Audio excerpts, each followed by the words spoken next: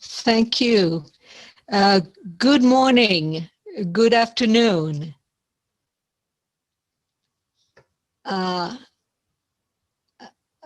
Good morning, good afternoon, good evening, everyone, and welcome to this webinar towards a better deal for informal workers, a paradigm shift post-COVID. My name is Françoise Carré. I'm the Statistics Program Director for WIEGO. And WIEGO stands for Women in Informal Employment, Globalizing and Organizing. It's the global network, research and action network on informal work, informal workers and their organizations.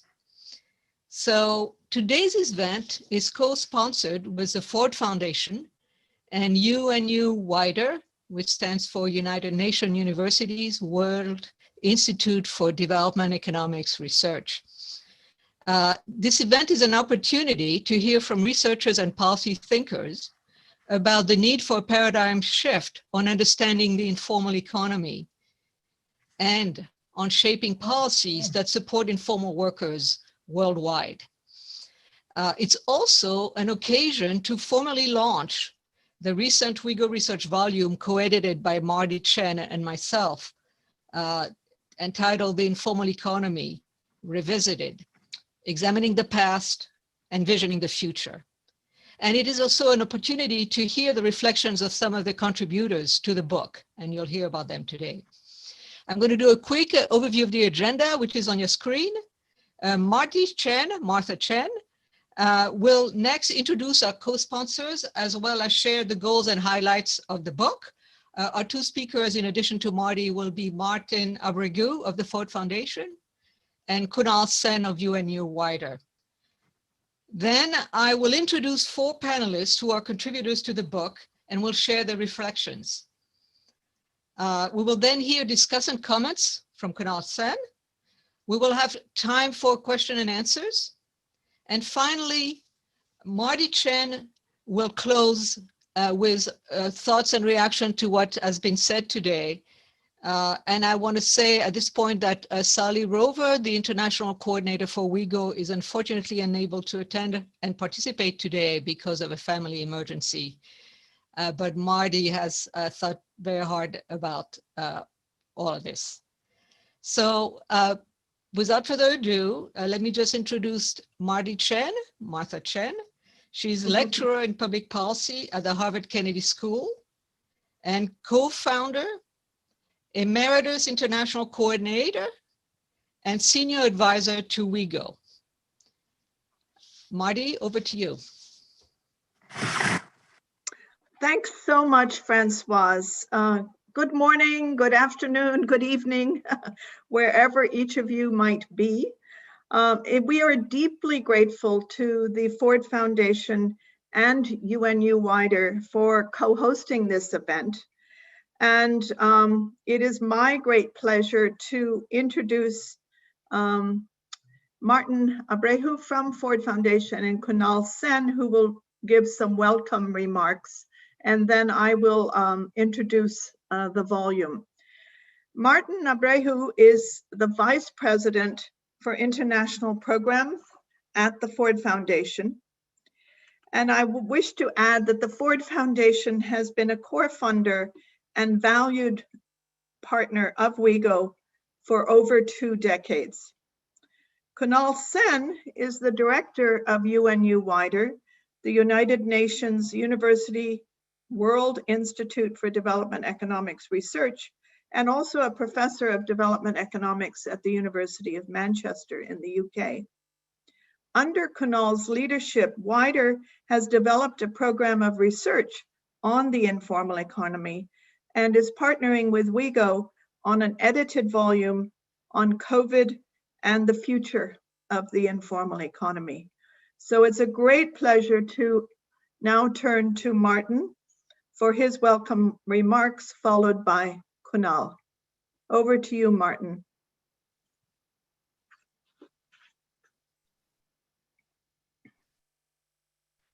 Hello, everyone, and Good morning, good evening, good afternoon, buenos días, buenas tardes. As Marty said, my name is Martín Abregu, and I am the Vice President for International Programs at the Ford Foundation. And it is a real pleasure to be here today, co-hosting this event together with WIEGO and UNU-WIDER. And also thank you to all of you for joining this very important and timely conversation. A few years ago, the Ford Foundation decided that all of our work should aim at tackling inequality. And it is within that framework that we believe all working people are essential to building a just global economy.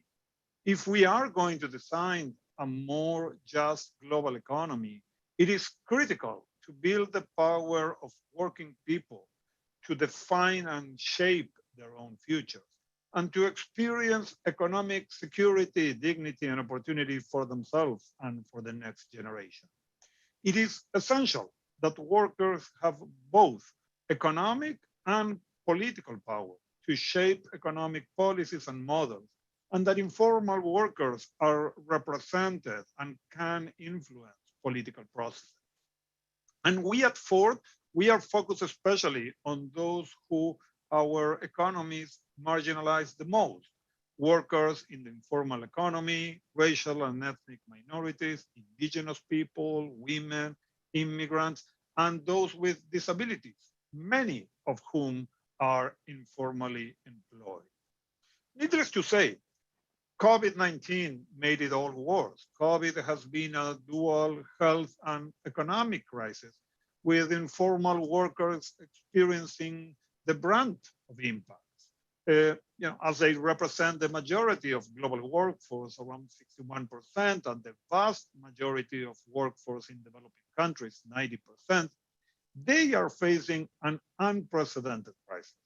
According to the ILO, 80% of the global informal workforce, 1.6 billion workers, stand in immediate danger of having their livelihoods destroyed.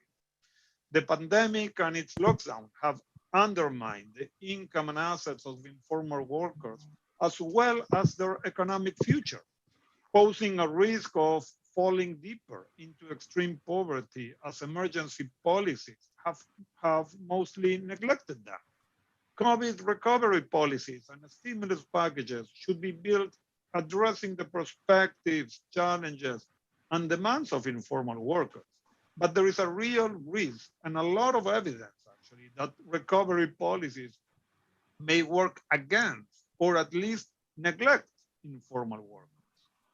So the question is, can this be an opportunity, a moment that prompts reflection and reckoning regarding the conditions facing informal workers?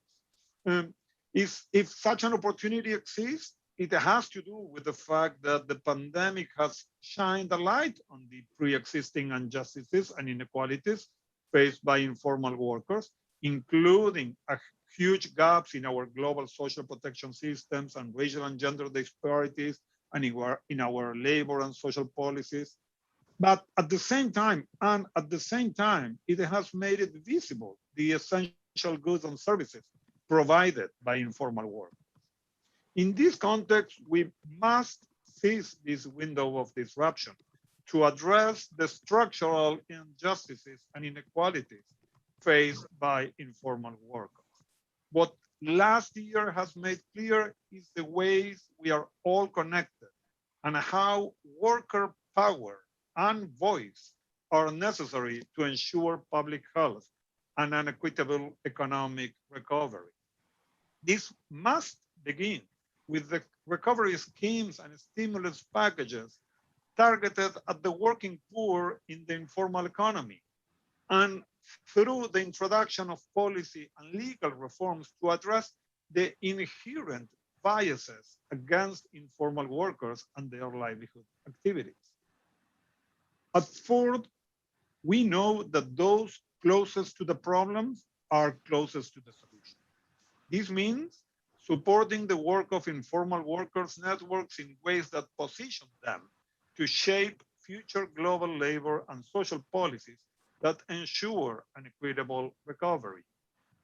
The WIEGO network, which has been a Ford Foundation partner since 1998, has played a major role in strengthening the voice of informal workers in their struggle for dignity and justice, building and strengthening national, regional, and informal networks of domestic workers, home-based workers, street vendors, waste pickers, improving a statistic on informal employment, including groundbreaking work with the ILO, the UN Statistical Commission, and national statistical offices to generate the first ever global estimate of informal employment, promoting and documenting innovative good policies and programs in support of informal workers and their livelihood, and opening policy space for informal workers to negotiate with city governments, national governments, and with the global community to advocate for support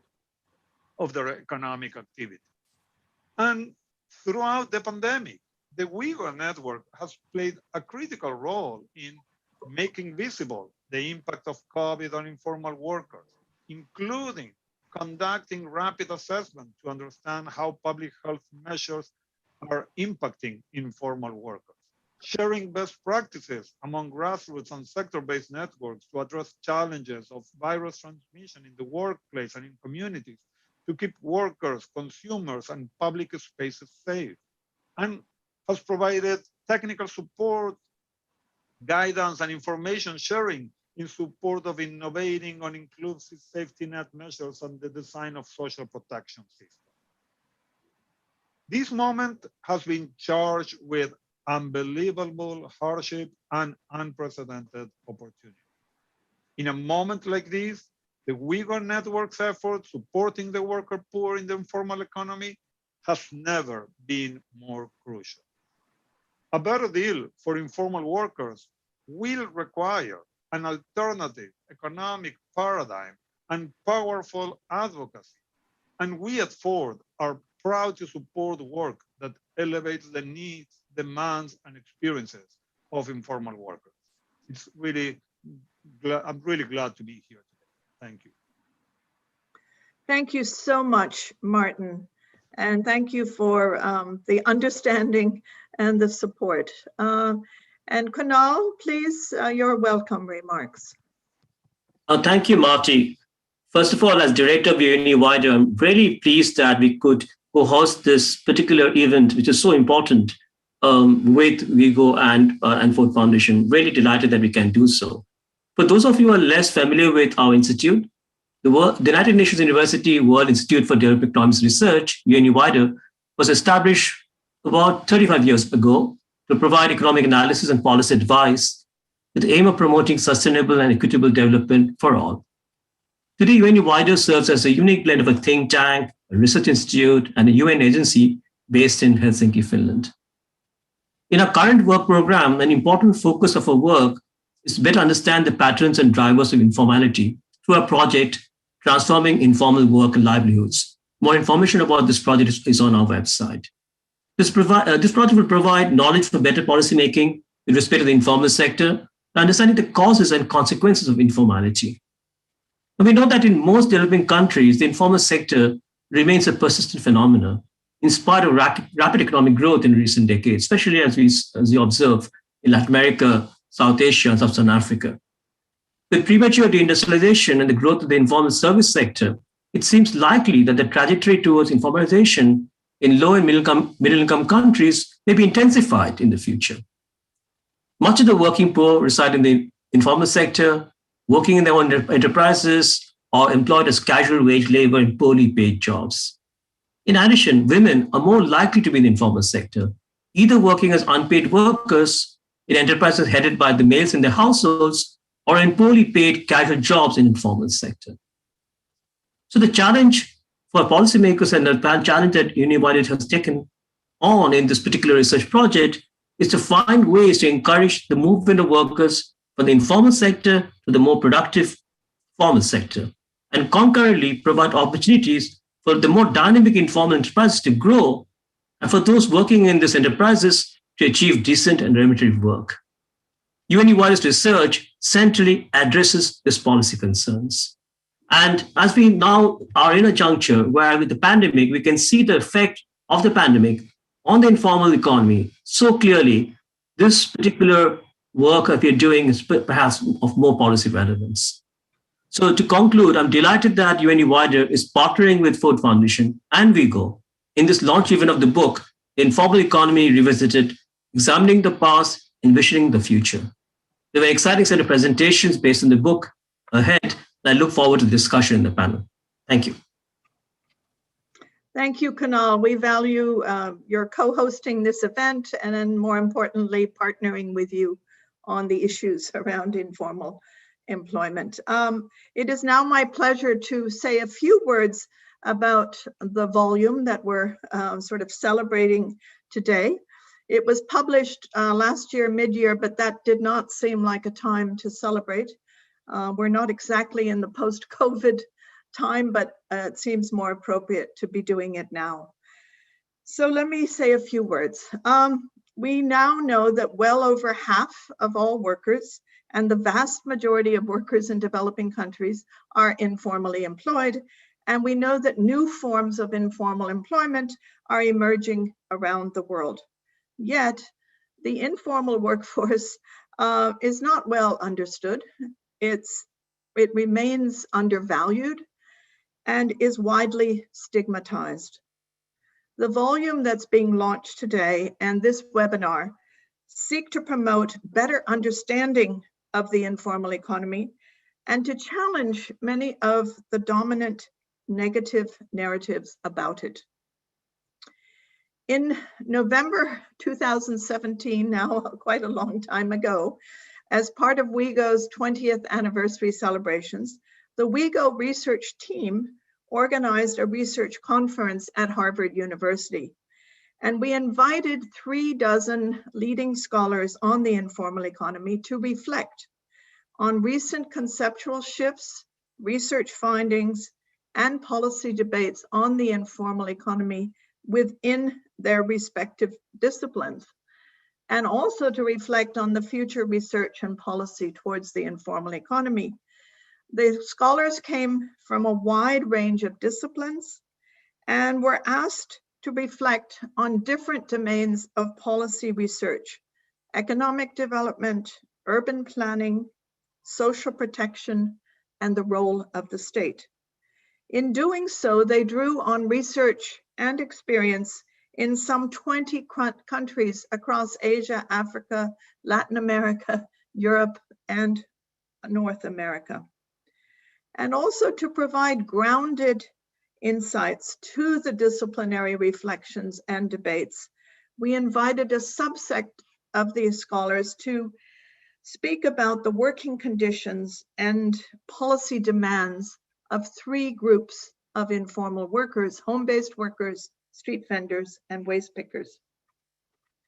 All of the scholars agreed to write up their reflections, including insights from the conference, as chapters of this edited volume we called The Informal Economy Revisited, Examining the Past, Envisioning the Future. In addition to evaluating prevailing views of the informal economy, there are several distinct features of the volume. It's multidisciplinary, as I suggested. It's multi-country, multi-regional, but importantly, it reflects collective engagement as well as individual reflections regarding the past, present, and future theory, research, and policy responses to the informal economy. And several cross-cutting themes emerged in the volume. And I would like to share a few of these with you. First, the importance of data on the informal economy, aggregate data on its size and contribution to capture the attention of policymakers, and then disaggregated data on different segments of the informal economy to inform policy making. This brings me to the second theme, which is the heterogeneity of the informal economy and key indicators for disaggregating the phenomenon, which came through branch of industry, subsectors or occupations, status in employment, place of work, and gender. A third was the predominance of self-employment. Globally, nearly half of all workers and 2/3 of informal workers are self-employed. If we move to developing countries, 72% of all workers and 79% of informal workers are self-employed. And self-employment challenges the neoclassical model of labor supply and demand. It challenges the entrepreneurial model of the self-employed, as most self-employed work in single person or family units without hired labor, as own account workers and contributing family workers who invest more labor than capital in their livelihood activities. And it challenges standard models of organizing and collective bargaining, as the bargaining counterpart is not an employer, but other owners of capital, or often the state itself. A fourth theme was the inappropriate application of models from the global north to the global south, including the legacy of the colonial past. And some of these models include the presumed pathway of industrial development from traditional informal economies to modern industrialized economies. The presumed dominance of wage employment, again presumed to be formal wage employment in labor markets, and the divide between the planned formal city and the unplanned formal city. To use the terminology of the colonials, the unplanned informal city of the so-called native population. And this concept, this assumption, has continued, and informal activities continue to be treated with suspicion and condemnation. A fifth theme was the dominance of the negative narratives regarding the informal economy and some counter narratives. So the assumption that they're illegal.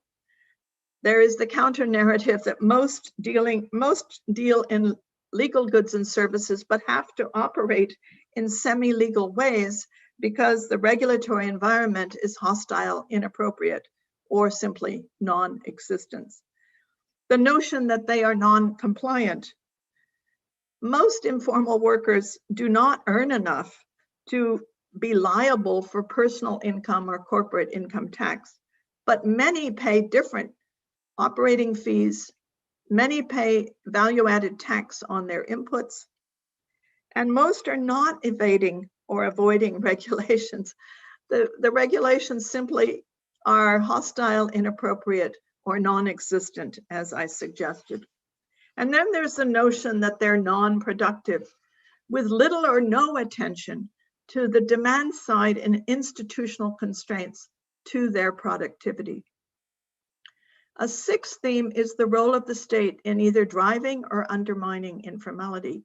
And this is because the state's stance is often uncertain and erratic, turning a blind eye, tolerating, getting rid of, supporting, often criminalizing informal activities, depending on what is politically expedient at the moment. Also, in collusion with owners of capital, the state often privatizes public space and public services, often with negative impacts on informal workers. A seventh theme, an important one, was the desirability and feasibility of integrating informal workers and their livelihood activities into different domains of policy and law: economic policies and planning, labor law and worker rights, urban planning and development, social protection and social policy more generally. And finally, an important key theme was the role of organizations of informal workers in demanding and negotiating integration or inclusion on fair terms. Kendra, will you project the first slide about the volume? Ultimately, the volume calls for a paradigm shift in how the informal economy is perceived, to reflect the realities of informal work in the Global South. It calls for a focus on the informal practices of the state and capital, not just labor, and calls for placing informal workers at the center of policies that directly affect them. In sum, the Informal Economy Revisited captures 20 years of pioneering engagement by WIEGO in theoretical, empirical, and policy debates on the informal economy. Next slide, Kendra. Our hope is that researchers, practitioners, policymakers, and advocates will all find this book an invaluable guide to the significance and realities of the informal economy, as this quote from Diane Elson suggests. So I hereby officially launch the volume, The Informal Economy Revisited, Examining the Past, Envisioning the Future.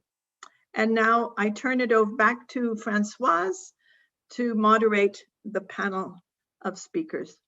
Thank you so much.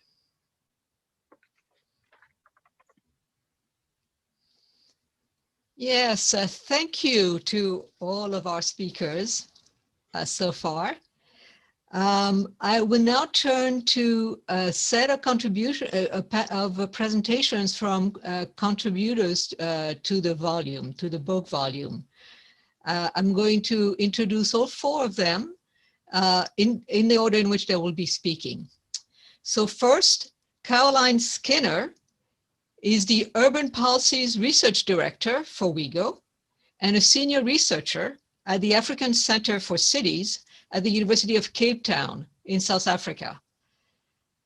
Gautam Ban is senior lead for academics and research at the Indian Institute for Human Settlements. Laura Alfers is director of WIEGO's Social Protection Program and is a research fellow at Rhodes University in South Africa. Kate Maher is Associate Professor in Development Studies at the Department of International Development at the London School of Economics. All four of them were asked to address the following questions. What were your reflections on the informal economy in the chapter that you wrote for this volume? Have your views and the views you presented then changed given what has happened to informal workers during the pandemic, come lockdowns? And now, what do you think will happen and what do you think should happen to informal work going forward? So before we start, I just want to give a reminder that I will be doing the timekeeping to all of you. I will give you a 2-minute heads up and then tell you when your time is up. And I will do that verbally because I think that's probably the easiest way in this format. So without further ado, I will turn it over to Caroline Skinner. Great, thank you very much. Looking forward to it. So Kendra, if you could share the slides. So I am reflecting on a joint contribution with Vanessa Watson, in which we looked at the informal economy and planning, both praxis and theory, and particularly picking up on urban African realities. So next slide. What we argue is that in many ways, the realities of the predominance of informality, both of work and settlement, is a profound challenge to the planning discipline. And I think Anna Tabajuka, who at the time of saying this was the executive director of UN Habitat, captured this very aptly by saying, the planned city sweeps the poor away. And this is really counterposed by the realities that on this continent, over 80% of all informal workers are informally employed, and 6 in every 10 urban Africans live in a slum. These, I've erred on, there's many estimates out there, and I've erred on the side of the more conservative estimates. And this really shows that informality is the norm. So if we go to the next slide, we frame a series of what we call conventional wisdoms in planning, and I highlight just 4 of them. The first is this issue of the monofunctionality of homes and the role of public space. So in many contexts, planners approach particularly zoning to assume that there is a single use, either a home or an industrial area or a public space that's not used for livelihood activities. So this is counterposed by the reality that we know that homes are workplaces, as are streets and public spaces. The second picks up on this issue that in the minds of many, many planners, informally distributed foods are really perceived as essentially a threat to consumer health. And again, counterposed by some really rich evidence that conclusively shows how informal systems are central to urban food security. This is an issue that has been spotlighted in the COVID era, and in some of the contexts in which WIEGO works,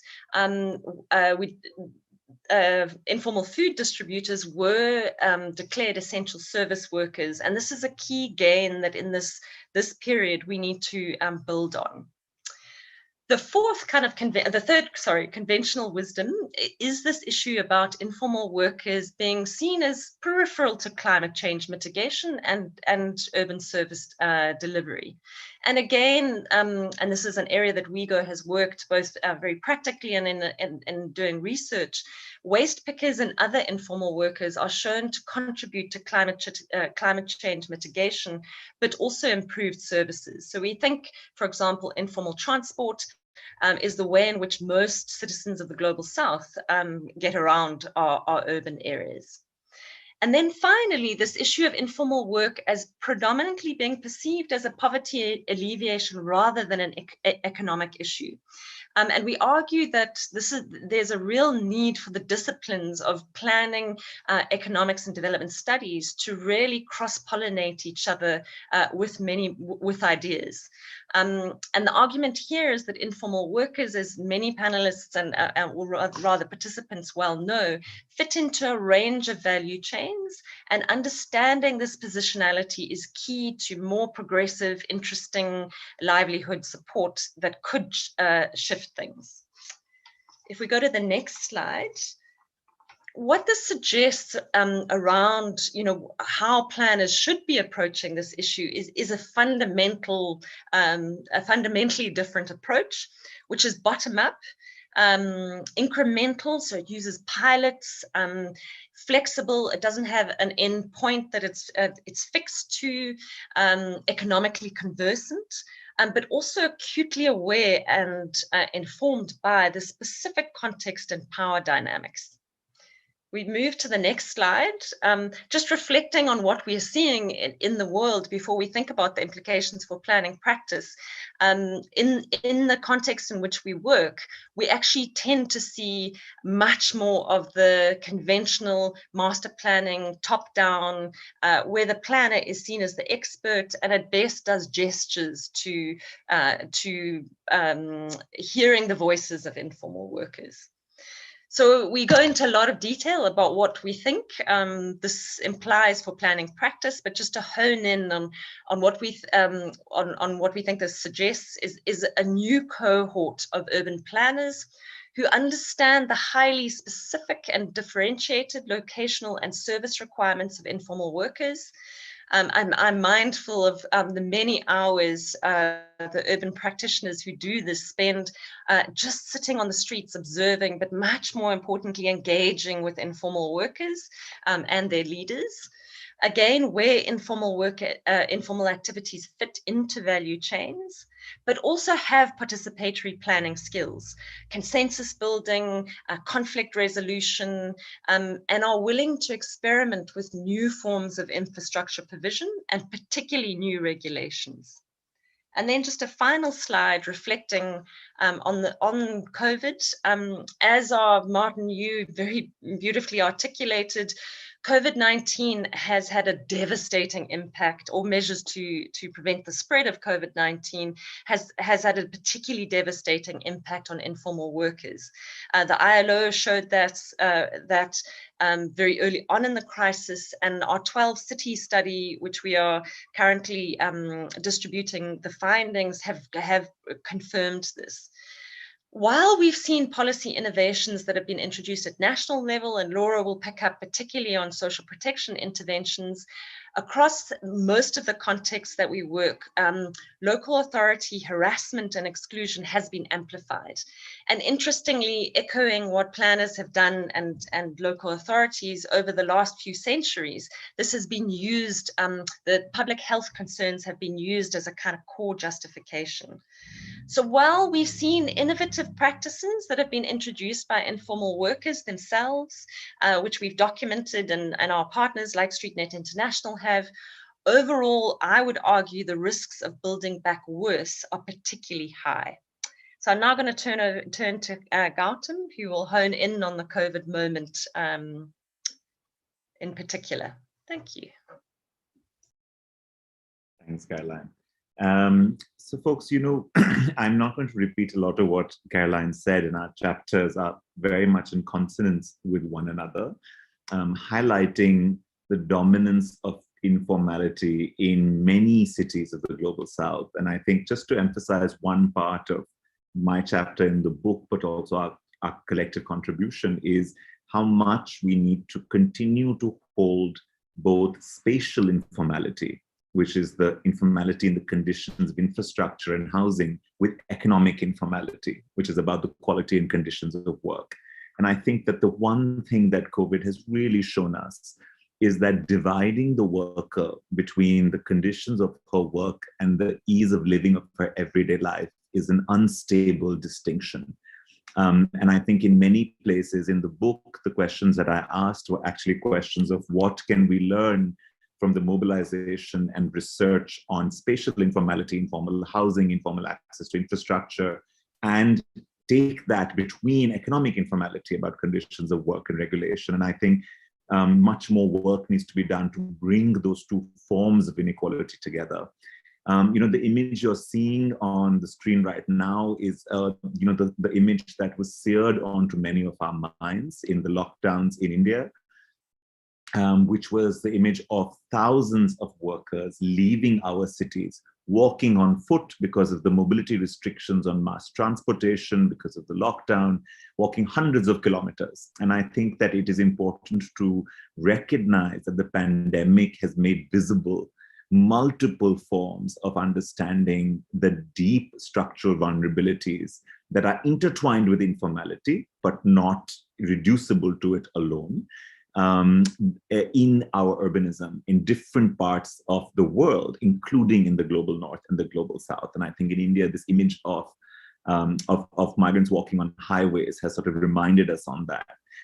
Next slide, please, Kendra. And I wanted to pick up from what Caroline said and focus actually on it, not just the fact that planning of a certain kind misrecognizes the everyday life of workers in our cities, but there is a specific geography to this misrecognition. And that geography is actually about dominant imaginations of planning that come from histories of the global north and then are applied in context of the global south.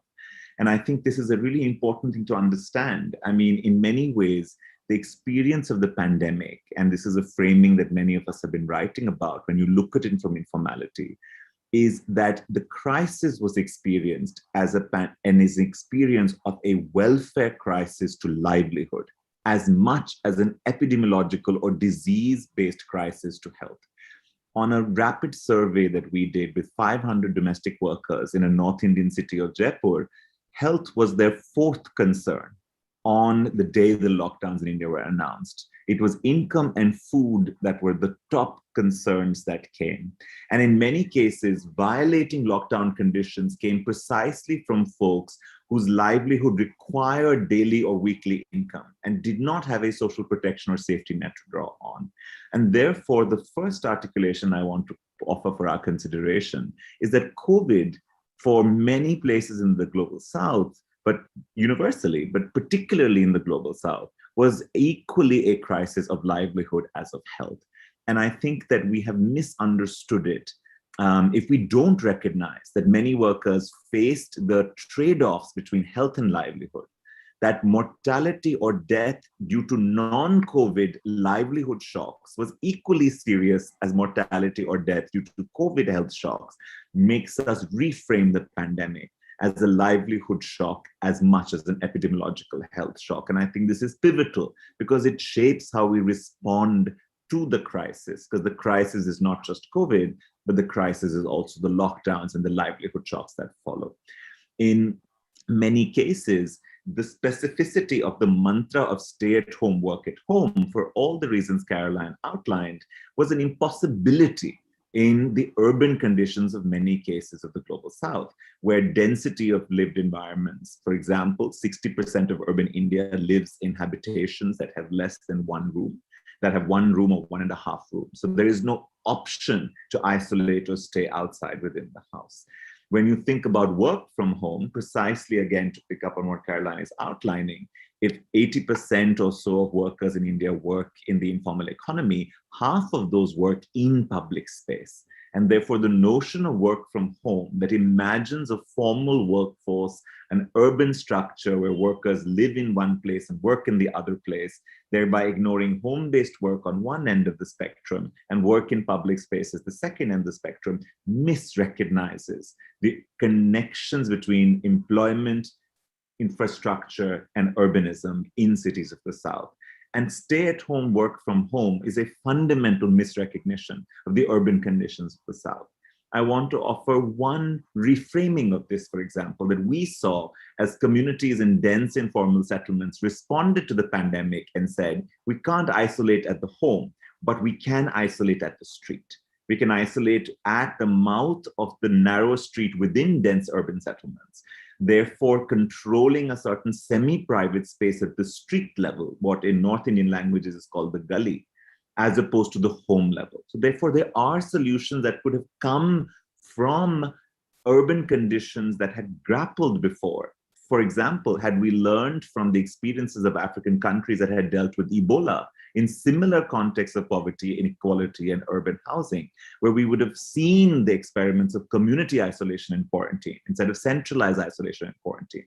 But I think it really matters. The pandemic has shown us that misrecognizing the core foundational conditions of our urbanism leads to solutions that are unimplementable, however well-intentioned.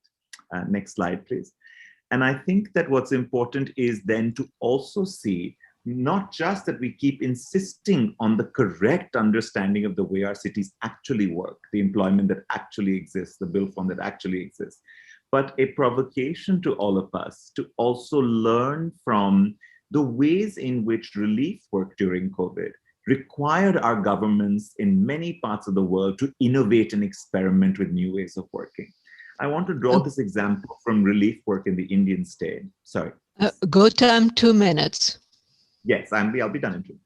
So the first part is on the left side, what you're seeing is categories in which our social protection system already works, on food systems, on public distribution, on pension, but also that during the work lockdown, multiple new categories were created by our governments that talked about contracted workers, outsourced workers, migrant workers. You'll see on the right a language in which the state doesn't normally use. And so therefore the provocation is that relief from the lockdowns offers an archive and a possible diagnostic that could offer lessons for addressing informality and inequality better in a post-COVID world, as long as we hang on to some of the lessons we have learned, not just from the crisis, but the response to the crisis. And in my final minute on my last slide, I just want to suggest that one of the lessons we hold on to is to recognize that the COVID experience is not universal across the world, that particular forms of urbanism shape lockdowns, and we need to understand that lockdowns can tell us both lessons of crisis that preceded COVID, but how we responded and give us new questions, and to really understand how informality confounds the delivery of social protection, not just in crisis, but also in the everyday. And so I think that there are both moments here to understand the impact and the misrecognition of informality, but also to learn lessons from relief and hold on to them so that everyday post-COVID social protection can be strengthened. Now stop there.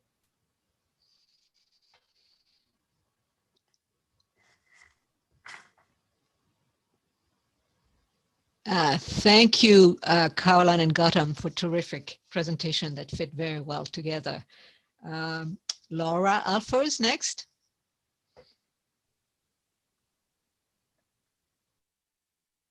Thanks.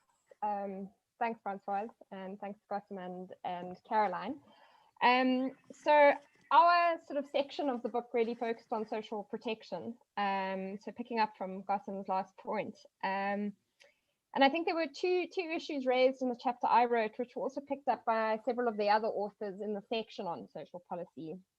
And I think which continue to underpin discussions on social protection and informality. And the first of those is what we often call the delinking debate, the delinking of social protection from employment. The idea that because informality is so dominant and that self-employment within informality is so dominant, that the only fair social protection system we can think about is one where benefits are delinked from employment status and financed by general taxation. And this is, one version of this argument, for example, seen in the World Development Report in 2019. In theory, sounds like a good idea, but as Silke Staab's chapter in the book points out, the devil is always in the detail. Are we talking about a delinking, which increasingly allows employers and owners of capital off the hook for contributing to the welfare of those from whose labor they profit, and replaces that with very low-level benefits provided through the general purse, or even not at all? And I think Kamala Sankaran's chapter on India really brings up that issue, where she looks at the replacement of industry-specific cess taxes in India used to finance welfare benefits across formality status, and the replacement of that with a general system of taxation, where it is really not clear where and how benefits for those workers are going to be financed. Or as Silke points out in her chapter, are we talking about a universal, comprehensive and redistributive system of social protection, which covers people irrespective of their employment status? And how these systems are designed, the financing options which are selected, the linkages they establish with other policy areas, and the wider policy and regulatory context in which they operate are all critical to what the outcome is. And it's in those details where the devil lies. I think also raised as a second key point is the issue of the contradiction we often see between an increasing emphasis on the provision of social protection whilst working conditions in the informal economy continue to erode. And I think this was brought up most clearly in Francie Lunn's chapter, where she states quite simply that we can't see social protection as wholly responsible for remediating the inequalities created by economic, labor, trade policies, which are unfair to informal workers, and importantly, urban policies too. So linking back to Gautam and Caroline's points, that continue to undermine livelihoods and reinforce inequality. And Francie illustrates this with a vignette from a 2009 WIEGO engagement between the European Union and African, Caribbean, and Pacific states, where the EC was implementing very unfair trade agreements with these states, which was undermining working conditions, while at the same time providing training on decent work and social protection. And that is the way that these contradictions often work. So thinking about how these reflections relate to COVID, I would say it's particularly the second point that has stood out, perhaps in the immediate term, and perhaps the first point we will think more about as we move into the economic recovery phase. But the second point in particular should be emphasized. Extending social protection to informal workers is a really important part of economic recovery. We know from all sorts of Keynesian economic theory that social spending can grease the wheels of the economy, particularly at the base, and that's incredibly important. But we can't expect social protection to do all that much if it doesn't come in a package which includes fair working conditions for the working poor. And I think the COVID-19 impact survey that WIEGO and partners conducted in response to the crisis showed this up very clearly, especially in relation perhaps to urban policies. Yes, we saw a record number of attempts to extend social protection to previously sort of ignored groups like informal workers.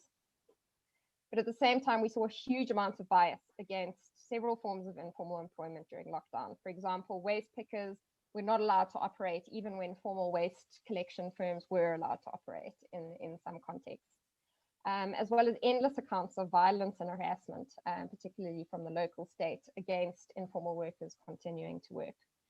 And this was to the point where there was a general sentiment from the respondents to the WIEGO survey that the social protection was helpful, but in no way could make up the destructions of livelihoods that had occurred under the lockdowns.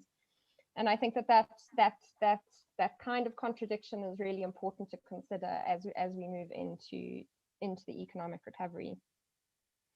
Looking forward, though, I think, you know, it's important to say that 2020 was a year where social protection for informal workers really hit the spotlight. And as Gautam said, that's something to hold on to, something that is important and something to build on, because social protection is important.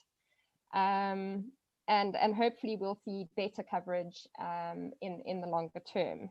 I think some of the key issues that we're going to have to think about to ensure that these systems are fairer systems and not the unfair kind of low-grade social protection linked to poor working conditions kinds of scenario that potentially could happen as well. I think some of the key issues are financing. So how do we finance social protections systems in a way that doesn't download costs onto poorer individual workers and download risks onto poorer informal workers?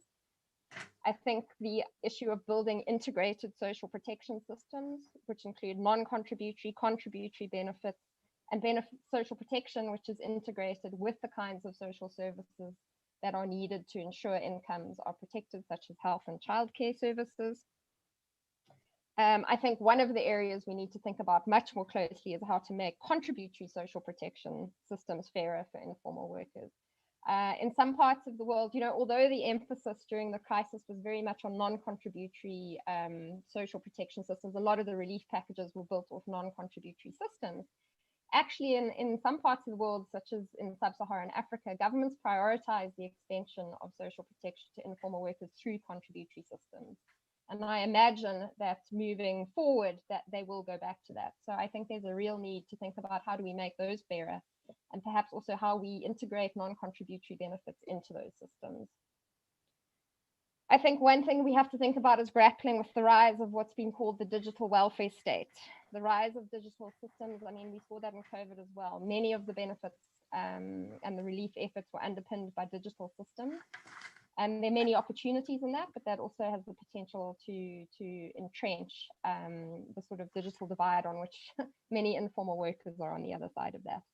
So big questions about how we make those systems fairer and more accessible, as well as how we resource organizations of informal workers, as well as private companies who are making a lot of money off the digitization of the state.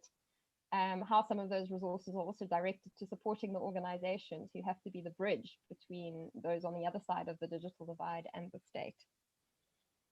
And then finally, one of the things that really came out of COVID was the active participation of organizations of informal workers in the relief efforts. Either it was through their own solidarity organizations, the provision of benefits through their mutuals and cooperatives, or it was creating the link between workers and the state through provision of information and active linking, or it was participation in social dialogue spaces and ensuring that, you know, benefits were raised and there was negotiation. So I think, you know, there needs to be a shift from seeing informal workers as the beneficiary of aid to being active participants in the creation and delivery of social protection, and to ensure that those spaces exist. Thanks, I'll leave it there. Thank you, Laura, for leaving us with an agenda to think about. And now call on Kate Maher, please. Thank you very much, and good morning, afternoon, and evening, everyone. I'm going to be speaking to a chapter that I wrote for the book that was looking at how we could better understand how, if we better understood the differences among African informal economies, this may contribute to better policy for addressing the needs of informal workers and informal entrepreneurs. Next slide, please. So what we can see from this map reinforces what many people know, which is that Africa is the most informalized continent in the world, that informal livelihoods make up about 72% of the non-agricultural labor force across the entire continent of Africa, and about 78% of the non-agricultural labor force in sub-Saharan Africa. And you can see from this this map, not only that Africa is highly informalized, but that there are important differences.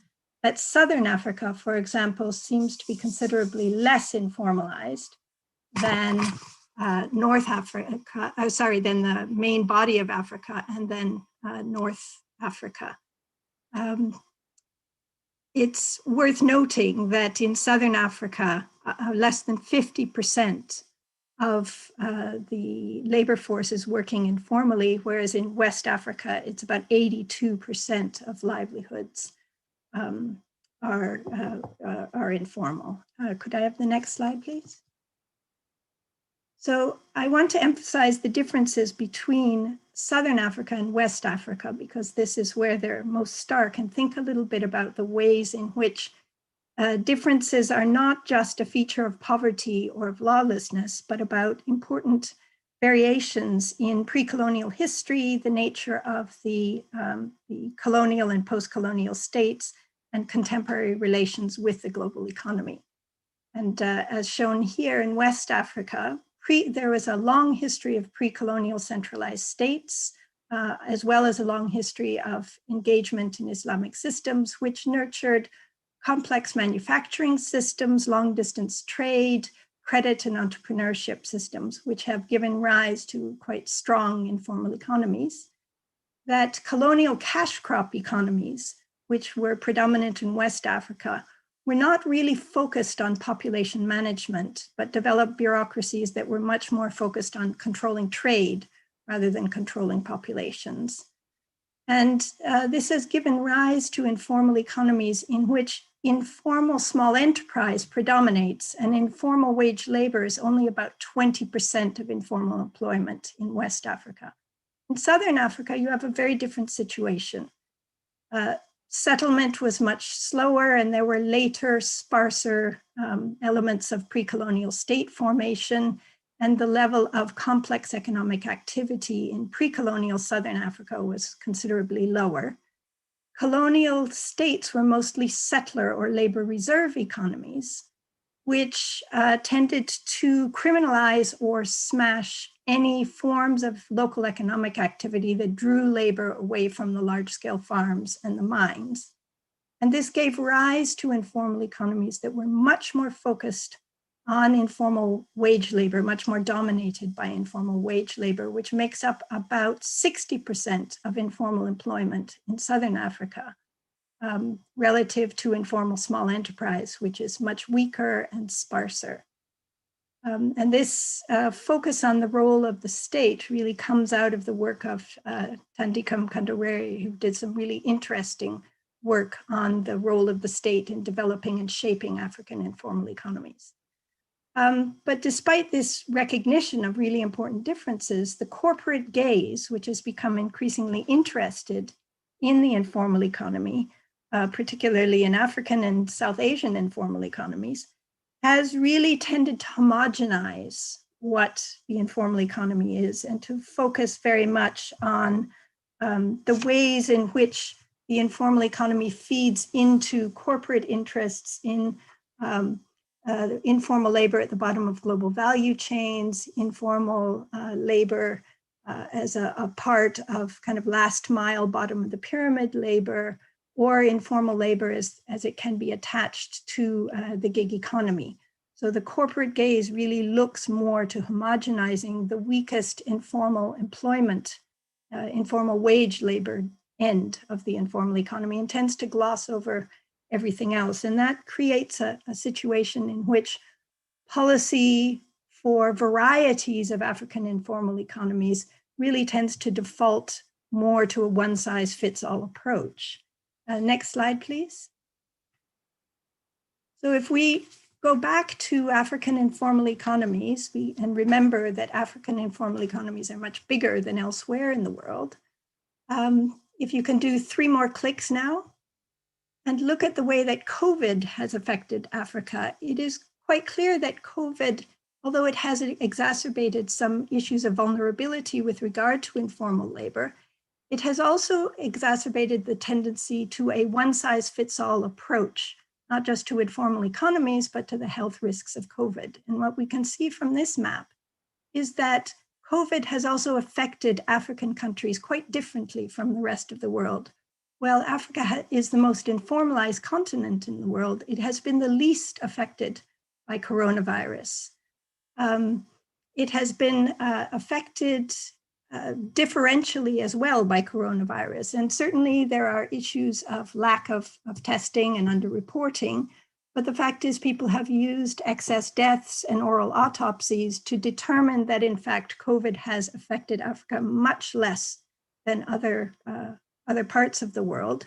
And this has been written about in the Lancet and a number of other health journals, which have pointed out that for a variety of reasons, demography, strong tracing, epidemic tracing and quarantining systems, climate, co-immunities, that Africa has simply been less affected by coronavirus. But we can also see the kinds of differences in reverse that I've mentioned, that Southern Africa, which has smaller informal economies, has been much more badly affected by coronavirus, and North Africa as well. And the rest of Africa, which has large informal economies, has been less seriously affected by coronavirus. If you can click one more time, and then next slide, please. Okay, and that has led to very different— 2 minutes. Okay, very different effects on the informal economy. As you can see in Southern Africa, informal economies, which are highly dependent on informal labor, have really had very little in the way of alternative incomes and have been hit by very heavy lockdowns and very strong state enforcement. But in other parts of Africa, and we have 2 slides here from Nigeria and from Kenya, where informal economies are larger, lockdowns have been less severe and the informal economy has been less interrupted by COVID. Heavy lockdowns have been less plausible, less possible in other parts of Africa, simply because livelihoods are so much more dependent on informality and the effect of the disease has been less serious. And what has happened is a lot of informal livelihoods have continued, although incomes have been badly hit, but also that there's been a lot of innovation about ways in which informal actors can go online and adopt kind of remote operation through social media, through digital payments, through hiring motorcycles to deliver to households. Both open markets and small enterprises have developed all sorts of innovative forms of operating under COVID. Next slide, please. Also, the ability of the state to respond to COVID is very different between Southern Africa and West Africa. Direct cash transfers have been proposed as a solution to vulnerability. And in Southern Africa, where former settler economies have fairly strong social welfare capacities within the state, cash transfers have been more plausible. But if you could click again twice. In West Africa, the capacity to carry out effective population-targeted cash transfers has been very weak. And this is a picture of cash transfers in Nigeria, which were really a one-off physical transfer of cash to people. The gearing up of heavy cash transfers is simply not plausible. Next slide, please. And we have a situation in which the tendency to homogenize really looks at a one-size-fits-all that's very much focused on cash transfers, digital payments, and the gig economy to replace damaged livelihoods in the informal economy. But this is an agenda that's been heavily promoted by IFIs and major donors as a solution for the way that COVID has affected the informal economy, and really glosses over important differences in bureaucratic capacity, in financial systems, and in the needs and aspirations of the informal economy itself, and is very much driven by the needs of corporate the corporate sector, rather than the needs of the informal economy. Next slide, please. This is the last one. So we have talk of a new social contract, which is focused on small cash transfers. As Laura mentioned, a UNICEF report has pointed out that the cash transfers in response to COVID have been barely 20% of basic needs. Small cash transfers and precarious informal digital livelihoods, which lead to what looks more like a precarious social contract to stabilize precarity rather than to end precarity and lead to decent work. Can you click 3 times, please?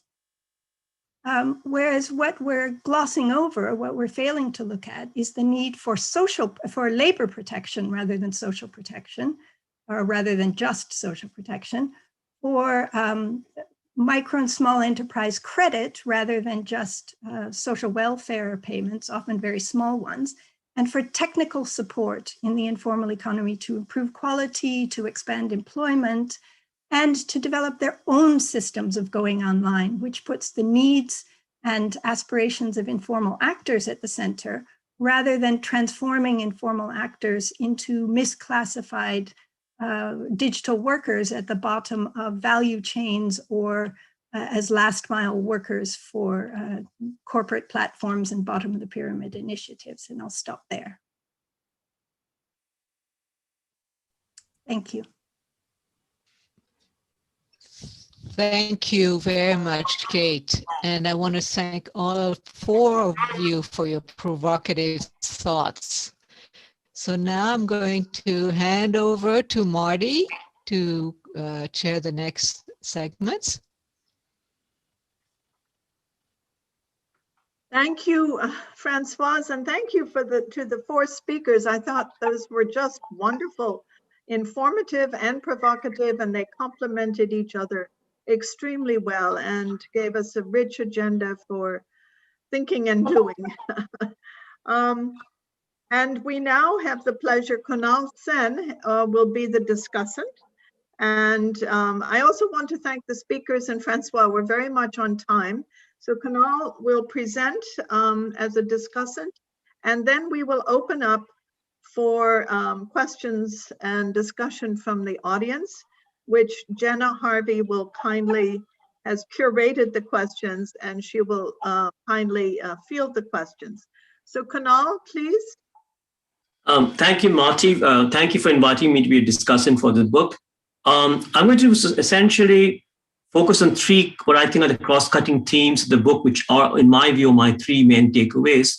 But let me first start to say that I thought the book is perhaps the most important book I've read on the informal economy. And it has 3 features which I think makes it a very important contribution. First, it is comprehensive in its coverage, covering topics ranging from statistics, the economy, labor laws, urban planning, types of informal workers, social policy, the role of the state, and many other topics. That's quite remarkable in its coverage. Second, the contributors themselves are some of the world-leading scholars and practitioners on the informal economy. And that's, again, gives the book a remarkable richness of insights. Third is the disciplinary breadth of the book. It covers so many different contributions from economics, law, urban planning, sociology, and geography, among other disciplines. Now, what I would like to do is focus on what I think are, from my point of view, the 3 important cross-cutting themes, and I'll explain what they are. The first theme, I think, is self-employment as an important category for research and policy analysis. The book makes a very important and a compelling argument that why we should take self-employment very seriously. As we know, self-employment is a dominant mode of employment in the informal economy, especially low-income countries.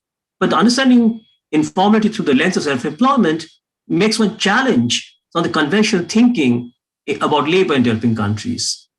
For example, like in economics, the dominant model of the labor market that we have is wage employment, not self-employment.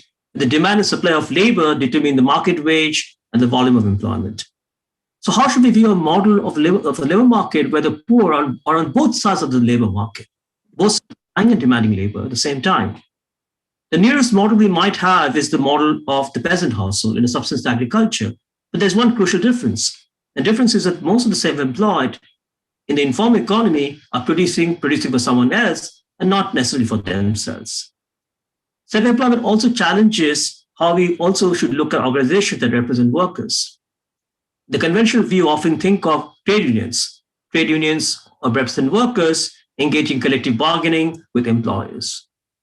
But in self-employment, we should think of other associations that are equally important.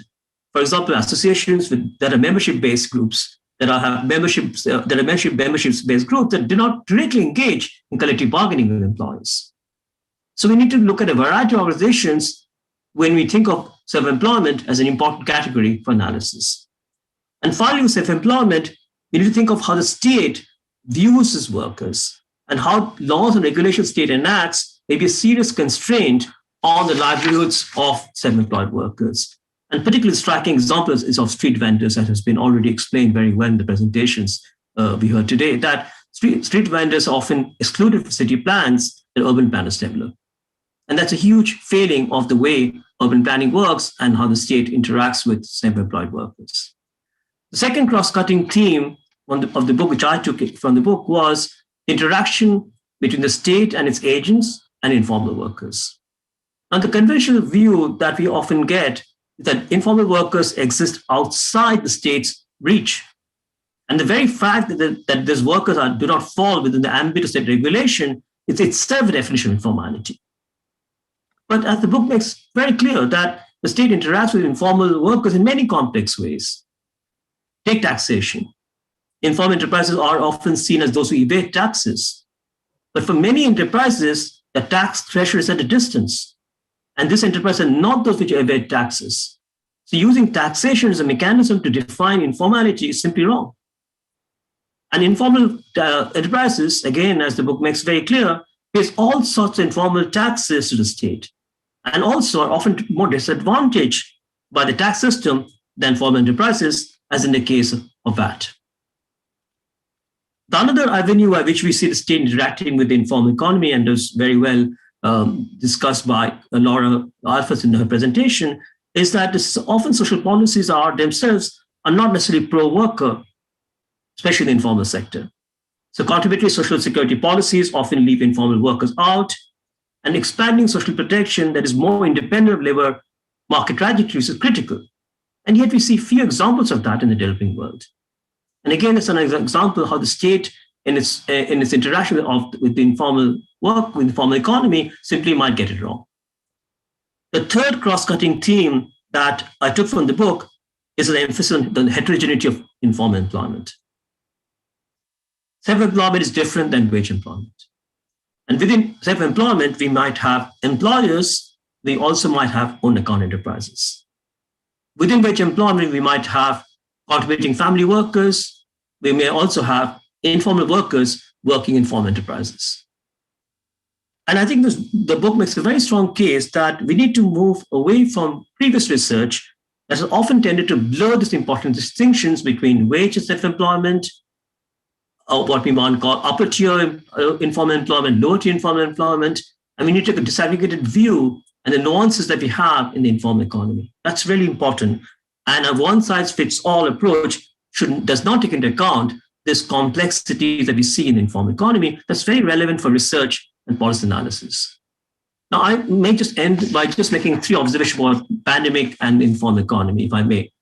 And I think it's based on work that we're doing in WIDER, and in fact, the work that we hopefully together will put together WIEGO in a joint book volume on COVID and informality. First point, we already seen the pandemic having effects that simply accentuate what we already saw pre-pandemic. The work we are doing in Ghana with the partner in Ghana shows that the pandemic hit self-employed workers more than wage-employed workers. And two, it hit women workers more than male workers. So in already these are the things we're seeing, which we had seen pre-pandemic, but simply we are seeing it in a much more sharper relief. Second, the work that we're doing on Bangladesh, where we're using the financial diets of the poor, shows that pandemic is actually, even when we think about the economic crisis, and informal work has gone through many economic crises in the past. The pandemic is remarkable in the way it has affected the informal economy. Why? Not only did with the government lockdown stop workers to go and earn their livelihoods, It also led to a situation where it simply stopped them from borrowing from friends and family, from going to microfinance institutions and borrowing from there, withdrawing their savings because there was no movement allowed during the government lockdowns. So in Bangladesh, for example, what did informal workers do? Simply relied on cash that they had saved at home. And pretty much they were running it down to the very minimum level by the time the lockdown had finally ended. So again, the pandemic shows the way it's affected in the informal economy is far more striking in the way it has had compared to previous economic crises. And I think we need to understand that. And the final point of the pandemic is that we again saw in the pandemic and the state's response, but the state got it wrong. Take the case of India, where we had this massive national lockdown, and then we saw this remarkably this sight of migrant workers returning back to villages in extremely difficult conditions.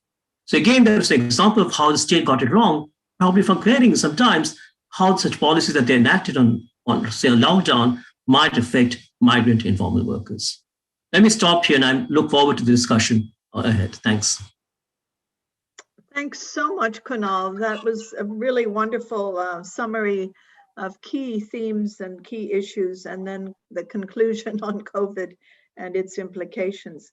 We now have an opportunity to have an engagement with the audience, the participants, and Jenna Harvey will curate that. And I just want to tell the speakers that at the end of that Q&A session, at around 10:45 or 10:42, let's say, I would like each of the speakers to come in with just one set of concluding thoughts from this broader discussion. So Jenna, may I turn over to you to field the questions that have come in, which you have kindly curated and grouped into groups of questions for the different speakers, or perhaps for all speakers. And we have until, as I said, 10:42, 10:43. Yeah. Great.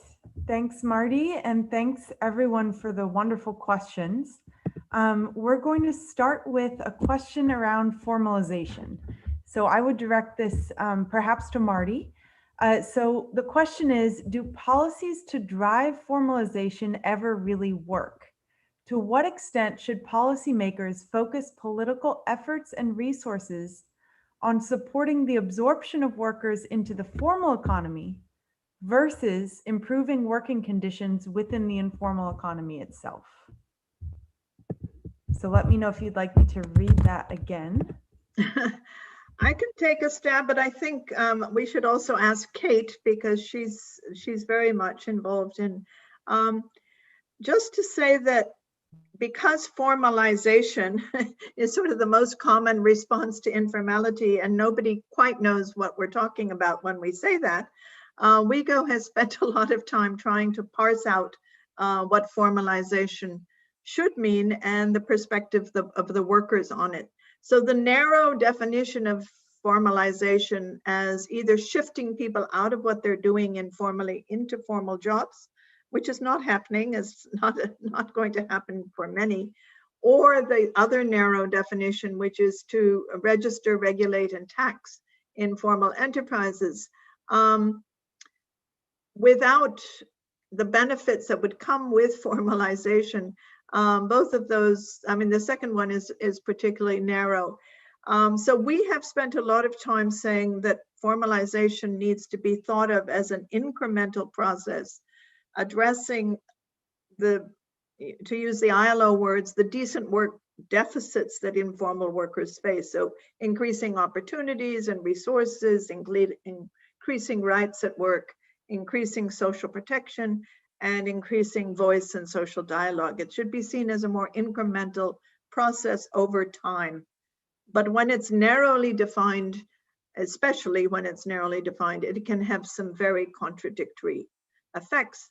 So we have a lens of, you know, whose interests are being served, what is being formalized, who gains and who are the winners and losers. Very important set of questions to apply to all formalization schemes. But over to Kate. Thank you. Thanks very much. I would only add to that I do agree with the thrust of the question, but it's important also to look at a variety of ways that other places have related to informal economies. And if you look at East Asia, one of the things they focused on is upgrading their informal economy, plus the infrastructure and the linkages through which informal actors could improve their capacity to supply to the state, to export, etc.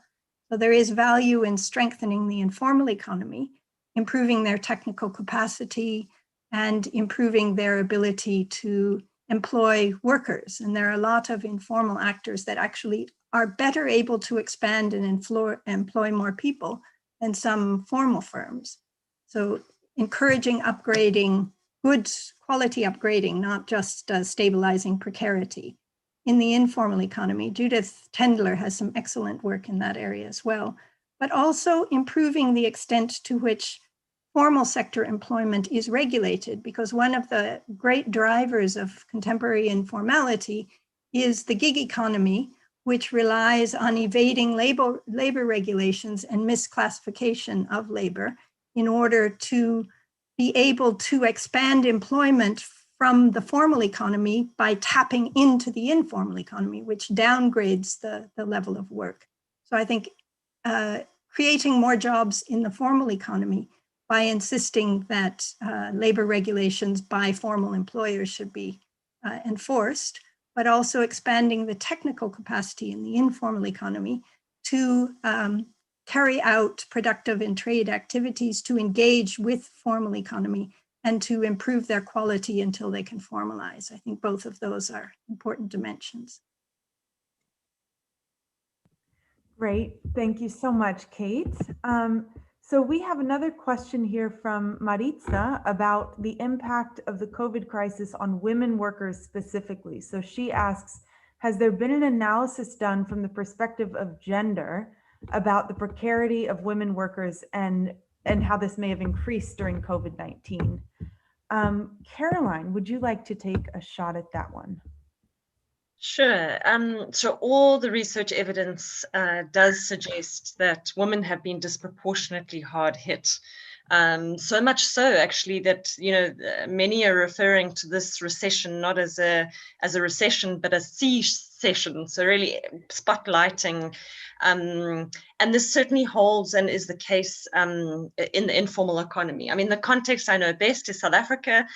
We know of a hard lockdown. We lost 3 million jobs, and 2 million of those jobs were women. We've also shown that this was equally the case in the informal economy, and also in the recovery process. So those who are going back to work, it seems as if more men are able to do that.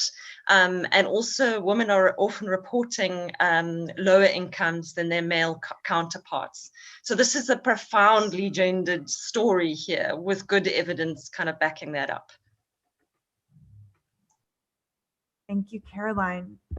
Can I add one sentence to that response? Right ahead. Just to add, I think it's also pivotal to take an intersectional approach here to gender in its intersections, particularly with other identities. So in the Indian case, for example, caste and religion would become very specifically important. I've just put a link in the chat to the work of an Indian feminist economist, Ashwini Deshpande, who has specifically talked about the gender and caste disaggregated impacts on livelihood on COVID. So I think those intersections are specific, and in each country context, it may be race in one place, or tribe, or ethnicity, or region, or caste, but I think that intersectional disaggregation is key.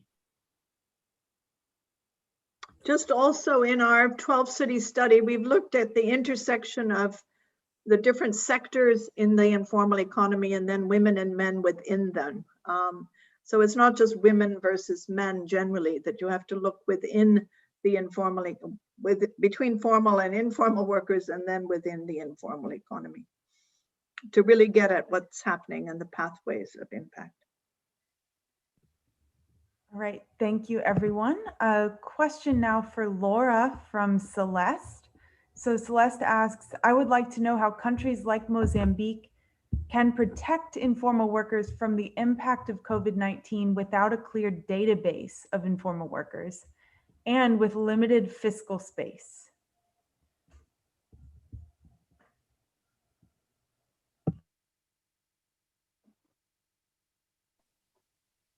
Yeah, well, that's the great challenge, is that so many countries were facing trying to extend social protection to a group of workers on whom they had no information, and with very limited money, which meant that they weren't actually giving the money out to according to the amount of need, but according to what they'd managed to put together from emergency resources and sometimes external donor support. And I know Mozambique was one country that was going through that. I mean, having the databases is incredibly important. And I mean, I think we saw that in countries that were able to move really quickly in their responses.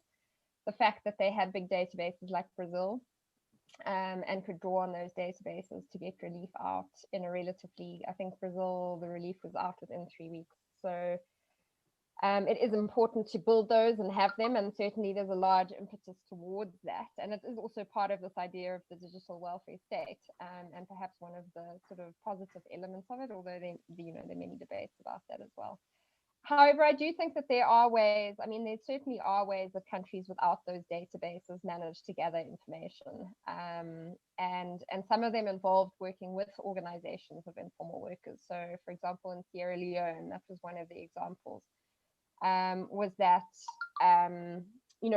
government agents went out and tried to get, they decided on who the sort of target groups were for the aid, went out and collected information, and then double cross-checked that information with organizations of informal workers. I think there were also attempts to look at different databases. So, trying to bring together a multiplicity of databases. We saw attempts to work with local government databases to pick up information on informal workers, to bring that together with data from informal worker organizations, also using social security databases, and sometimes drawing on data from sort of cell phone companies. I think in Nigeria, there was the attempt, I know Kate spoke about that, the attempt to identify low-income people through the amount of money they were spending on their mobile phones. So there is a group called SPACE, Social Protection Alternatives for COVID, which has collected a whole lot of information on the ways in which countries tried to collect information in a rapid fashion on informal workers. And I think there are many debates about the pros and cons of them, but I mean, it's not impossible, but certainly it's much more possible when you already have the information. And it's certainly one of the demands from informal worker organizations post-COVID has been for registration. And so I do think that is an important thing to be thinking about. The second point was about having no money. I mean, the fiscal space issue is always going to come up. I think there are creative solutions. And I mean, the Institute for Economic Justice in South Africa, for example, has done some very interesting work to look at how you can expand fiscal space in creative ways. And that doesn't mean that it would work in Mozambique, two very different examples. But I do think at places, often there is an excuse to say we don't have enough money, but we do have enough money for X, Y, and Z. And so sometimes it's more about actually shifting the emphasis to focus on the resources that are there and how they could be better spent.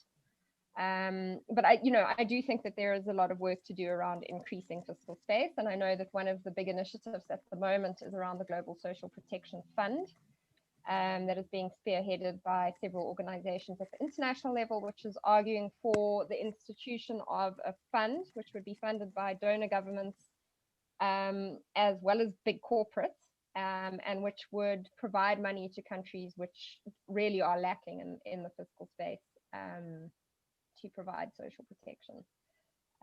I think there, in questions in a country like Mozambique, where oil is and where there actually are some resources, whether the money is not being spent is being spent in the right way is also a question. Thank you, Laura. We have now a question for Gautam. This is from Sarbeswar, wondering what will the impact be of the labor code being introduced by the government of India on informal workers, and especially on construction workers? That's a loaded question, and I don't know.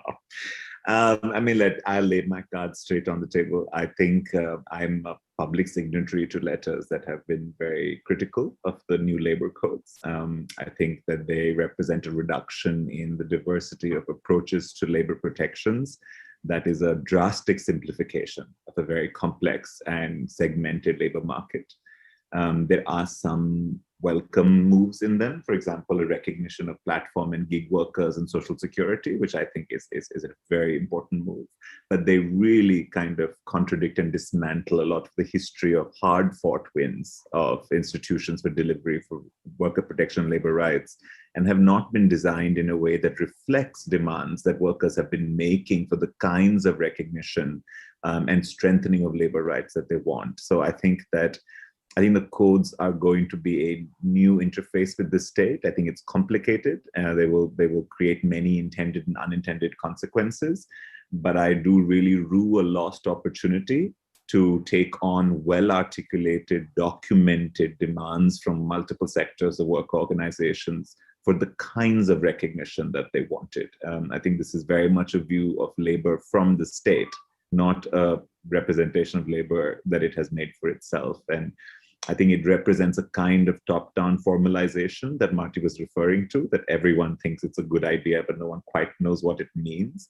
And I think it goes back to something that many of us are saying about it's not just formalization in a self-evident way. The terms of recognition matter, the content of that formalization matters, where it comes from matters. So I think the labor codes the story of them is yet to play out, but I do feel like we have lost an opportunity and also made things a little bit more difficult for ourselves with a simplification that has not given us nearly as much as it should have.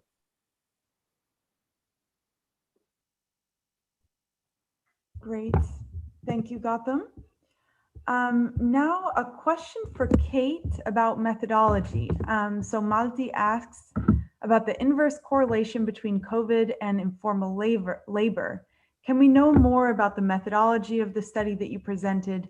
What conclusion and recommendations would one draw if this inverse relationship is true?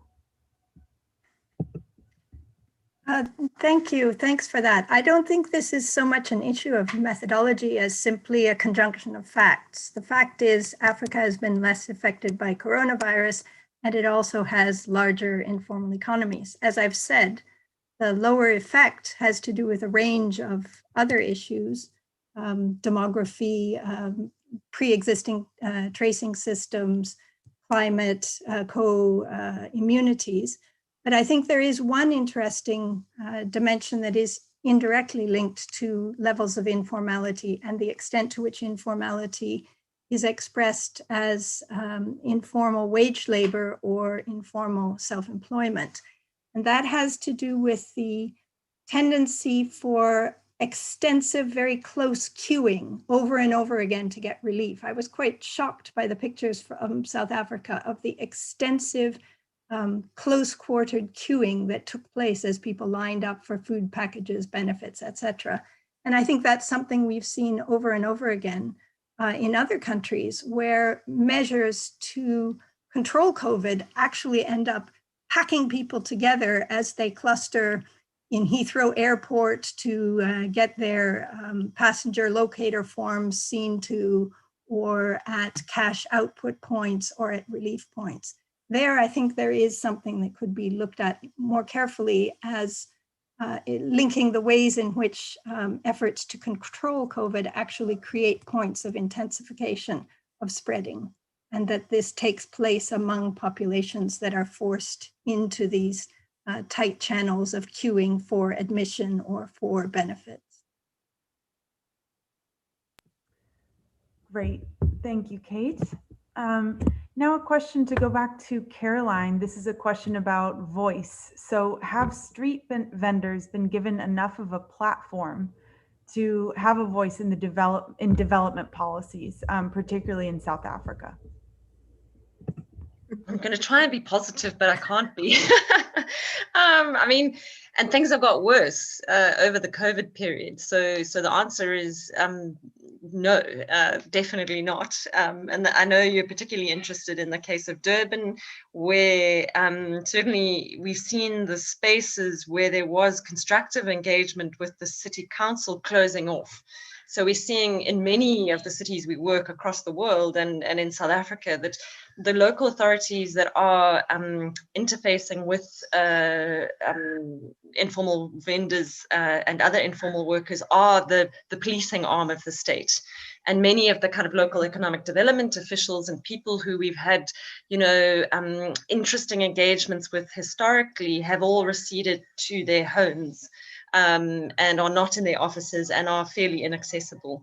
So there is, while at national level there's been some new openings, certainly at local level, the situation is somewhat bleak. It obviously is difficult to generalize. So, I'm so struck by Kate's work in West Africa, and maybe there's still some spaces where lockdowns haven't been so hard, where, in scanning the terrain in the local authority space, those progressive, more engaged officials are open to kind of rethinking things with informal workers.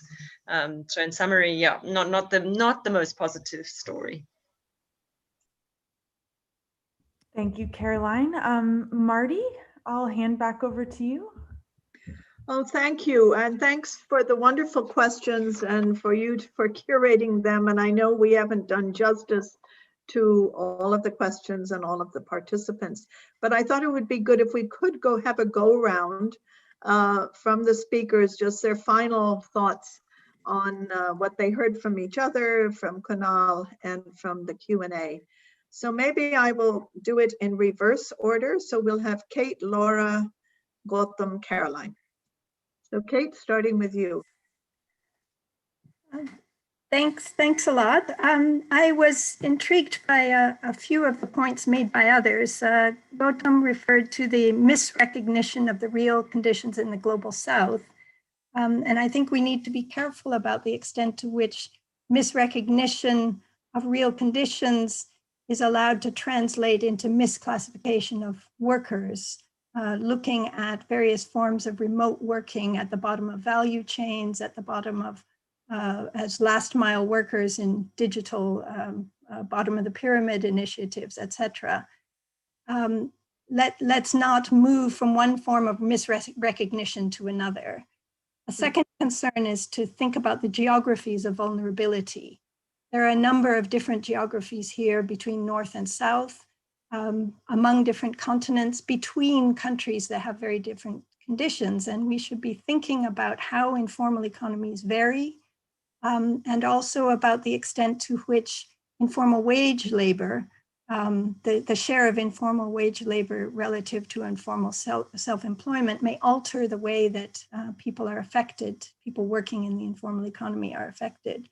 And finally, I think that the idea of social protection becoming a blinder to the wider needs of informal economies, that emphasizing too much on social protection may actually distract attention from the real needs of informal actors, which is labor protection and an expansion of formal jobs, rather than having an increasing shift of job creation to the creation of more and more informal jobs at the bottom of global value chains, as last mile workers in bottom of the pyramid initiatives, and as last mile workers for various forms of gig economy. So I think these are things we need to keep very much at the front of our mind, which is the importance of labor protection and formalization, rather than the importance of social protection, which simply gives a tiny top up to precarious livelihoods, which is important, but isn't going to move people to decent work. So Laura, that's a good segue to you. It is. I mean, I'll perhaps follow on from Kate. I mean, I think that I think social protection is important, although my presentation, might have said that I do think it needs to be seen as part of a package with labor protections. Obviously, improving labor protections is important, but I think we can't get away from the fact that coverage by social protection is also critical. You know, without that social protection, informal workers, you know, if one health incident without social protection, and you are back to where you started. We've seen in, you know, research we've just done with domestic workers in Asia, where something like 40 to 60% of workers are having to take out a loan to finance a healthcare visit, one healthcare visit, having to pay between 1 and 3 weeks of their wages to visit healthcare, to get healthcare. And that takes you, you know, and then not being able to work for weeks because of health issues. So I think we can't make too hard a divide between social protection and labor protections. They are interrelated, and we have to see them as interrelated. And I think to divide them up is part of the problem. But I do think we also need to be more nuanced about how we talk about social protection. I mean, the dominant discourse around social protection in the global development world is social protection as cash grant. And that's not everything social protection is, right? Social protection systems can also be redistributive, higher level protections if they are financed and designed in the right ways, which is, I think, why I was talking about the devil being in the detail. And I don't think we've had, you know, I've had enough time here to perhaps go through that detail. But I do think, you know, just it's important it's important to see them as interrelated, and it's important to think about social protection as more than cash grants, because there's also social services which are critical, health, childcare, and those are also critical to income security. Thanks. All right, Gautam. Yeah, you know, I think this is the complexity of the debate. You know, I was very struck by some of the things Kate was saying, particularly about thinking about this not just as wage employment and labor, but as thinking about the necessity for quality and conditions of work, including thinking about moving from beyond the base support.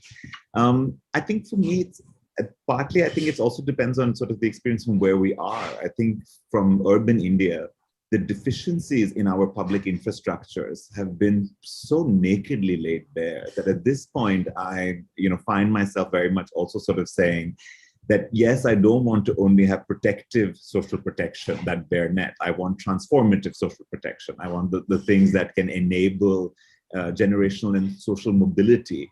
And I do think it's important, like Laura said, not to make that divide too sharply, though I don't think that's what Kate is saying. And I agree with a lot of what she's saying. And I think this is a tension that's good for us to hold, because to me, the way I'm seeing it now is that without those investments in, let's call them public infrastructures, education, health, and housing, particularly, the most striking data point for me from last year was in that working with the Domestic Workers Union and realizing that 70% of the debt that domestic workers were leaving the lockdown in India, and the study we did, 70% of that debt was unpaid rent because of the disproportionate impact that those urban conditions had on the balance between income and livelihood. So I think for me, the approach is somewhere in between those questions. It's not social protection as cash transfer and income support. It's transformative social protection as functioning public institutions on health, education, and housing. And one of the arguments that I think is very important for us is to expand that notion of social protection to include things like housing, which it traditionally hasn't. And I think the minute we do that, we get to a much more comprehensive understanding of bringing together both the work life of the worker, but also her home life. And I think we can't afford that distinction again in those ways. So that's what I've sort of been left with. And I'm aware that it's very strongly shaped from my location in the urban Indian context. And I think, we all speak from places we know. And I think that's an important thing to do. And that diversity is real. Thank you, Caroline. Now we come to another urban lens. So I think there is something important to reflect on, in that we should never waste a good crisis. So I do think that there's new gaps and possibilities. There's been a shakeup in who we regard as essential workers. There's been creative financing options that, from quarters that you would never have imagined.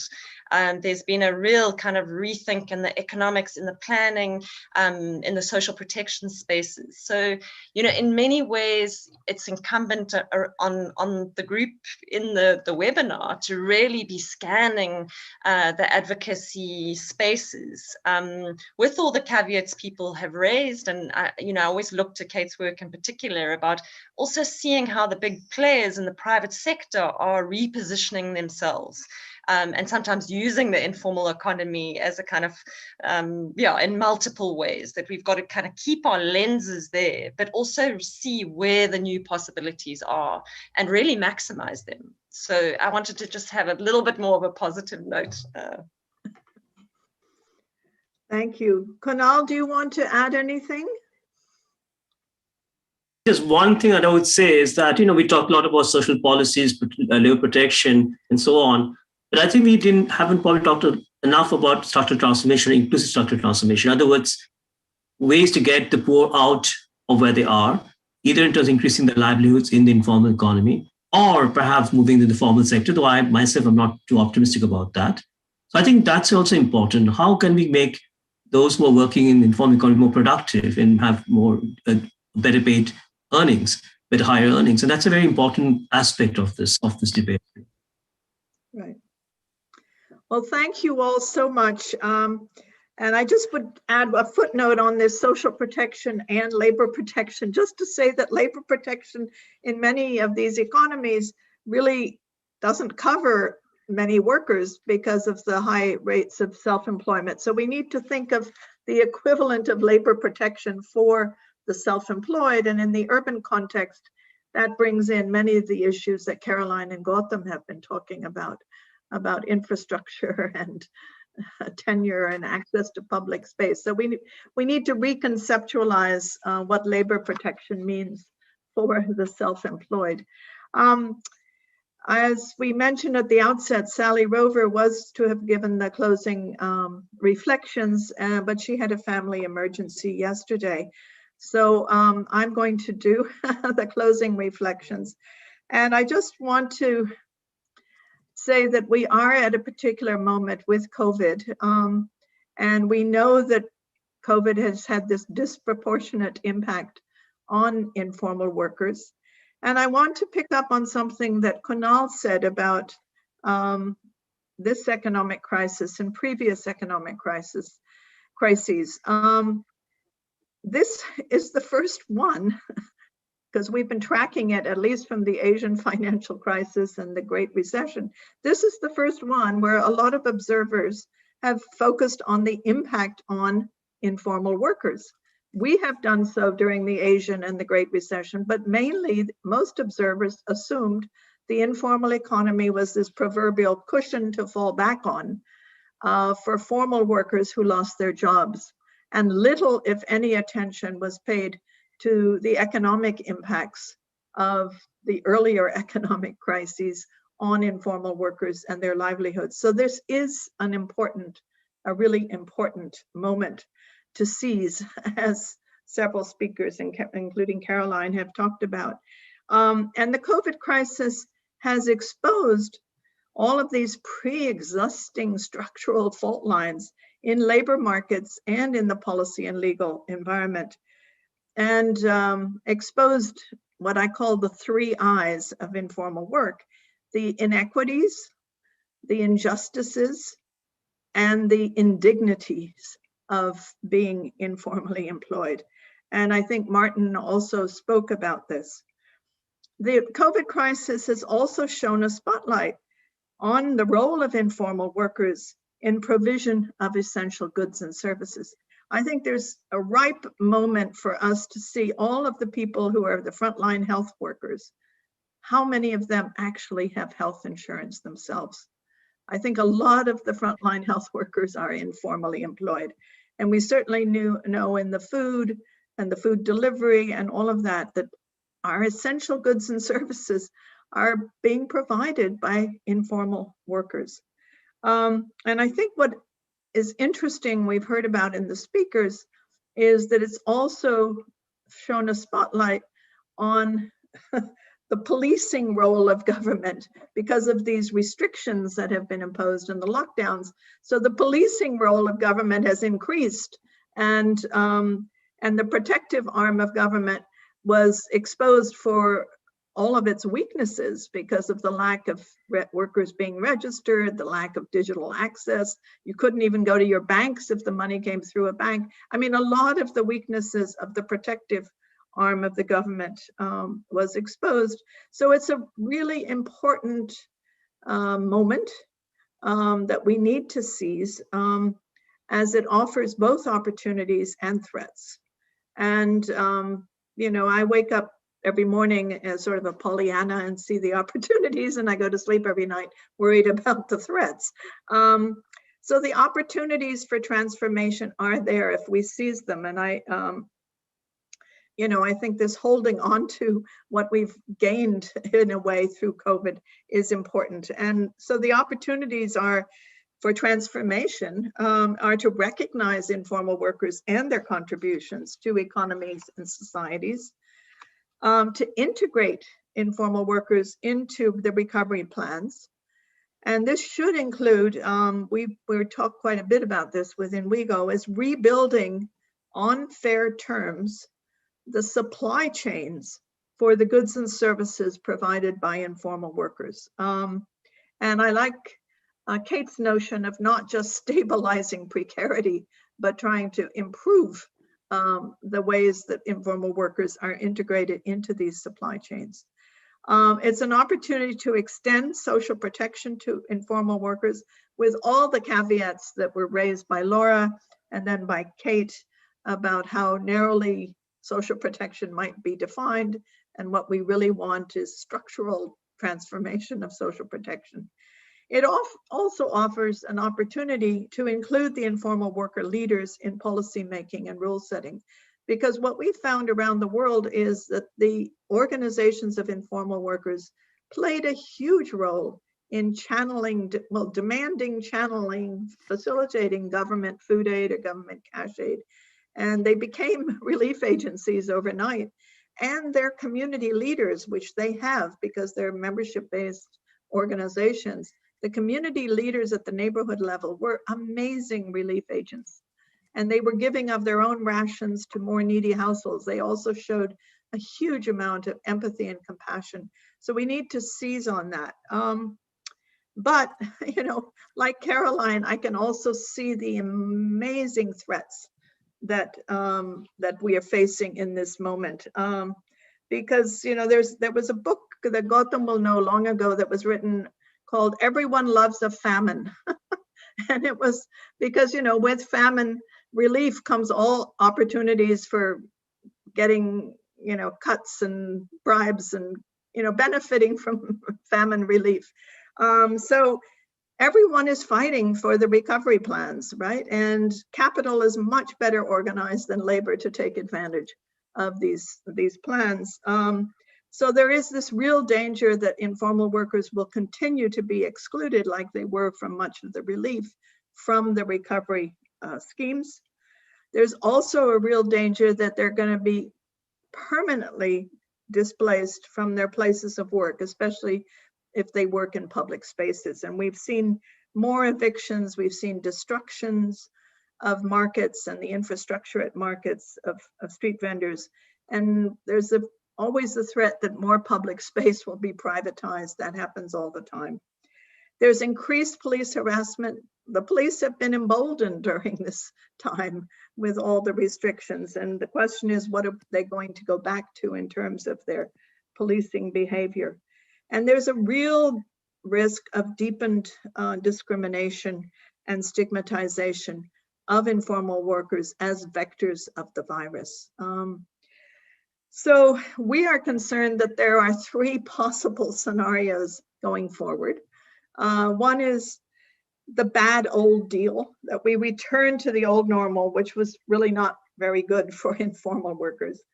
But the one that we're really concerned about is a worse new deal, where any gains that have been made by the informal workers will be reversed. And I think this is a real threat, and we have to be very vigilant about it. But I do think we also have the opportunity for a better New Deal. If we hold on to some of these gains that have been made, if you will, during COVID, you know, like the new terms and categories of workers that Gautam showed in his slide.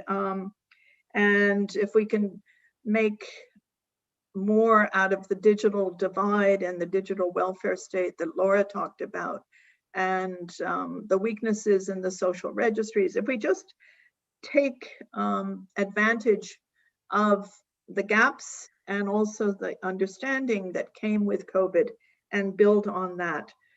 But a better New Deal for informal workers really does require a paradigm shift from stigmatizing all informal workers as a problem to recognizing that most informal workers contribute to the economy and to society. So it really is our hope that the reflections in the volume and in today's webinar will contribute to this paradigm shift and to a better New Deal for informal workers. And I wanted to end by saying that the two guiding principles of the global movement of informal workers that WIEGO is related to in a way is, one is do no harm and the other is nothing for us without us. So do no harm is really to get the state and its agents to stop evicting, confiscating goods, harassing, policing, and all of that.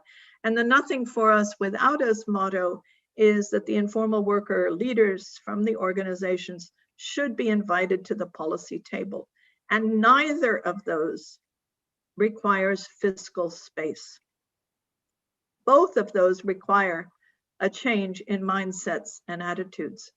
And I think if we can get going on that, then other things will follow.